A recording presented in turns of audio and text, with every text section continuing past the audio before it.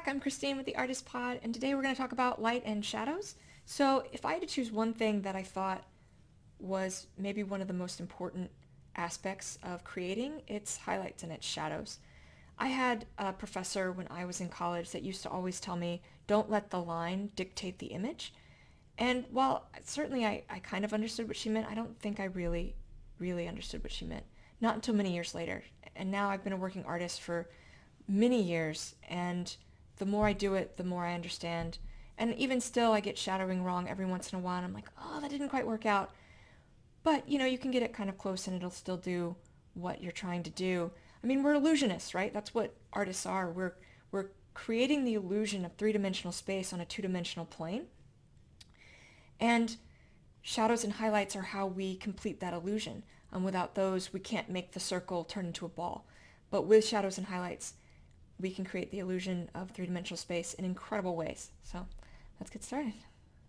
All right, so with light and shadow, we're going to start very simply with a ball. Now, as I'm creating, I will typically sketch before I do anything else. And then, obviously, but before I take any other steps past the sketch. So you start with your sketch, and before I make any other marks on the paper, I'm going to think about my light source, because that's going to dictate everything else I'm going to do. So if we had a ball here and chose a light source that was in front of the ball, we would see something like this, right? So the light source is coming kind of from this angle, right? It's in front of the ball, it's off kind of to the left side, and it's casting the shadow. Now note on the ball that the edge here also has a shadow. So that's something that I also struggled to get right in college, and I think that's something else that my teacher meant, is that even though that edge is in shadow, it doesn't mean that that's not the side the light source is coming in on. So that side would only be in highlight if the light source were coming straight from this side. If the light source were coming from that side, then this side, this angle, this side of the ball would not have a shadow. It would be in highlight. But it's not. It's coming from in front of it. Even though it's coming from that side, it's not coming directly from that side. It's coming kind of off center a little bit, which means this edge is still going to have a slight shadow to it. It's not going to be as dark as the side that's away from that light source, but it's still going to be there. And then, of course, there would be the shadow that extends behind it. And once we put all of this together, we create the illusion that there's a ball sitting on the paper. But if any one piece is incorrect, so if I were to change this shadow angle to here, well, that doesn't look as right. It looks wrong. There's something about it that people are going to look at and say, wow, that doesn't quite make sense. Because this shadow seems to indicate that the light source is coming from this side, but if the light source were coming from this side, there shouldn't be a shadow here. This would be in highlight. So that's where kind of putting all of that together can really help fulfill that image and really make something appear three-dimensional. Now, I mentioned earlier about sketching, and I'm going to just sort of stop real fast as I talk about how this is sketched. So you don't have to worry. I'm not the best at sketching. I'm pretty rough when I'm sketching. I can't make straight lines, so when I'm sketching, I'm making these very sort of jagged lines, but I'm creating the illusion that it's round because I'm going to tie it all together with shadows and highlights and by connecting the sketchy lines. So don't feel like you have to do one circle. As you can see, if I tried that, my circle is not very good because I don't have that capability. I don't have that talent to just be able to draw like that. Some people do. I don't, and you don't have to. Anybody can draw, so don't feel like it has to be perfect, because it definitely does not have to be. The shadows and highlights, though, will help sort of dictate the rest of that. I'm going to also talk about some terms for different techniques that you can use for shadowing. For digital art, it can be a little different, although you can still use these techniques. One of the most common ones is called crosshatch. There we go. So with crosshatch, you're basically making a bunch of like squares, right? Like you're coming down and then you're adding a squared effect to it. And the tighter together that is, the darker the shadow. So that's one of the most common techniques that you'll see with artists. There's also angled strokes, which this isn't really angled strokes. Angled strokes, I guess, are more like they're coming in on that just that one angle. And it's the same concept. The closer they are together, you know, the darker the shadow, the further apart, the lighter the shadow.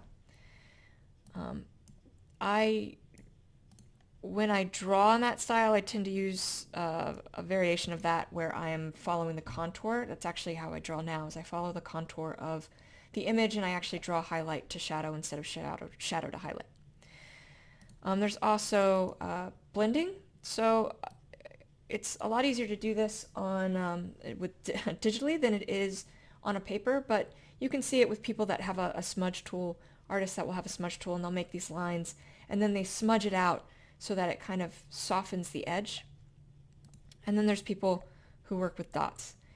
I could never in my life do dots. I would, I think, run my face into a brick wall before I wanted to do this because it's very time consuming, but some people do it very, very effectively, and I am not one of those people. All right, so look at an image here of a lion that I did a while ago. So, you know, it's one thing to sort of shadow in the ball, but I wanted to talk about a more complex image. So it's easier to kind of break it down by shape, right? So we have this oval for the lion's face. The highlight obviously is coming from this side, right? So we have this sort of off-centered side again. And the reason I do that, and actually a lot of artists will do that, is because you want your subject in highlight. So you don't want the light source behind it, because then the entire face would be in shadow. And all you would have is a little bit of highlight like on the edges of his hair here, but the rest of this might not be able to be seen. And if it's on the side, again, you're going to have this nice bright highlight here, but the rest of this is going to have this extreme shadow that might not be so effective. And so when I'm creating a light source, I'm often choosing one that's off-center here or it's off-center here. It's very rare you'll see me to have one come straight in from the side or from the back. For those reasons, that you want to make sure that your subject really pops, and to do that you want the highlight against their faces or against the figure or whatever it is you're drawing. So his face is this giant oval, and then the hair extending from there is also kind of a big oval. And then anytime you want to indicate shadow for like the wrinkles in his face because he's growling, you have these kind of oval shapes. And this is almost like a half circle there. So you can break it down by shape. His cheeks are kind of circles. You know, his chin comes down as this half oval here. His teeth come down as kind of these ovals. And then think about how you would shadow that shape and not necessarily the entire image. So, you know, I know that the hair, his mane, I guess it is hair, comes this way. So it's over this section of his face. So that's going to be in shadow. And then depending on how extreme or how high I've made my light sources, it's going to be more or less extreme to know when the highlights are kicking back in. And then we have, you know, the circular cheeks that are catching the light because the light's coming from in front, so they're going to hit especially in the top, and then shadow as you come down. So just kind of like we were doing with the ball earlier. Same thing with his eye sockets here. And then the eye socket is kind of interrupted, so you almost have a half circle where his eyes are because it's interrupted by his nose. But his nose is also kind of this ovular shape, and so that's going to be catching the light. So that's kind of a way to break it down into a simpler version as you're trying to figure out how to add highlights and shadows. Think about the shapes that are within the object that you're creating, and it can help sort of figure out where those shadows and highlights would go. All right, and so then I did this image a long time ago, this mug. And when I did it, I have this highlight on the side, right? This nice bright highlight when I first designed it. That's how I did it. But this is kind of, again, what my teacher was talking about. Don't let the line dictate the shape. And in this case, in this version of it, the line absolutely dictates the shape. But what if I were to take that away? Well, it still works. And that's the thing that's crazy about our brains, is even though this has a line and we can clearly see where the edge is, and the other one does not have a line, so we just have these lines leading straight up to this blankness, our brains still fill in the gaps. And that's what's amazing about humans and what we're capable of doing when we're looking at something, is even though there's nothing here to indicate really that this is a line here, we fill it in because of how it's been shadowed. And you can kind of see that as I was drawing it, I made these lines thinner and more spread out, and that's what created the illusion of the shadow. Is it's still there, I'm still following the contour of the cup, but I'm spreading them out more so that they're not as close together, they're not as tightly packed, so there's not that extreme highlight. And then we also have a highlight here and a highlight here. So we have this section that would be in shadow because the light source, again, is coming from this sort of off-centered side. And the cup would block out this section. So this would be in shadow, but both this section here and this section here are on the same plane. So that light, as it's coming in on this angle, is still coming in on this angle. It's still going to be hitting there, but it's not hitting here or here because both of these are also on the same angle. So we have that sort of play of light. But, you can again break it down by a general shape, right? So we have this sort of swooping shape of the cup, and then we have this other swooping shape up here. And how would those catch highlights and shadows? And sort of thinking about that as we're designing. But you don't have to have a line. You can have a little bit of a highlight, going up to that edge, and that's going to be good enough. I will also say, don't be afraid to push your shadow to the point past where you're comfortable. It's something that I struggled with for years and years, was being comfortable doing that. Not as much with digital art, but I did a lot with when I was designing on paper or doing any work of art on paper, is you don't want to mess it up, right? You've put in all this effort of drawing this really great sketch, but then you don't shadow it because you're worried that you're going to have to start all over, and it already took you so long to get this far. But you'll never know how good it can be unless you push it past the point you're comfortable.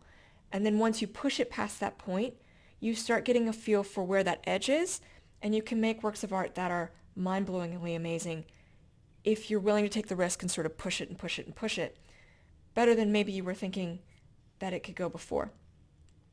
At least that's what I've discovered with my own work, that the more I pushed my shadows and highlights, the better my artwork became. But I had to take that risk, and I had to mess up a bunch of times, and even still once in a while I get it wrong, as I mentioned earlier.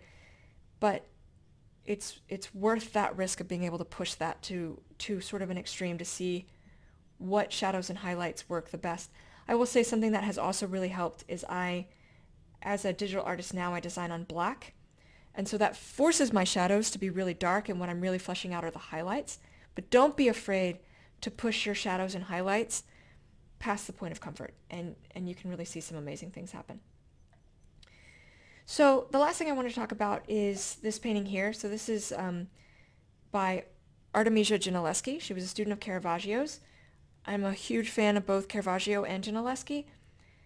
Probably more of Caravaggio, but he was more famous, which is why we know about him. But she was unique in that it was a woman artist working in the 1600s.